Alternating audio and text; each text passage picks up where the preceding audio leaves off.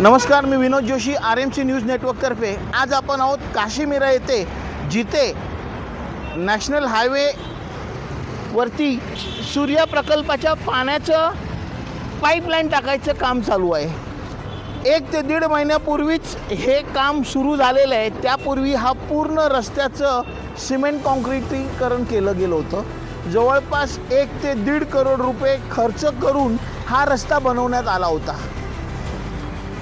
मीरा भाईंदर महानगरपालिका आणि national highway authority यांच्यामध्ये कोणत्याही प्रकारचं कोऑर्डिनेशन नसल्यामुळे आज जनतेला हा त्रास सहन करावा लागत आहे। इथे प्रदूषणाचं प्रमाण एवढं वाढलेलं आहे, तुम्ही बघू शकत असाल माझ्या शेजारी धूळ माती किती प्रमाणात उडत आहे।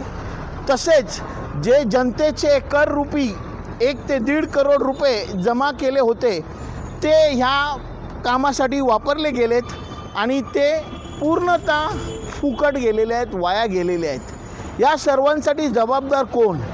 गेल्या 15 ते 20 दिवसापासून हे काम चालू आहे।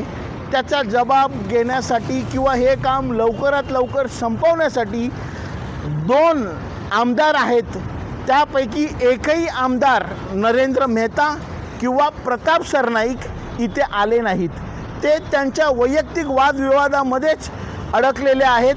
जनतेला होणाऱ्या त्रासाचा त्यांना काहीही काडी मात्र फरक पडत नाही। तसेच काशीमीरा प्रभागामध्ये 4 नगरसेवक आहेत। या 4ही नगरसेवकांतर्फे कोणत्याही प्रकारची दखल घेतली नाही। जनतेच्या कर रूपी 1 ते 1.5 करोड रुपये विनाकारण नाहक खर्च झालेले आहेत। याचा जबाब कोण देणार? आणि हा जो कर रूपी आलेला पैसा जो खर्च झालेला आहे, या पैशाची भरपाई कोणाकडनं केली जाणार? कॅमेरा पर्सन गुलाबराव सोबत मी विनोद जोशी, RMC न्यूज।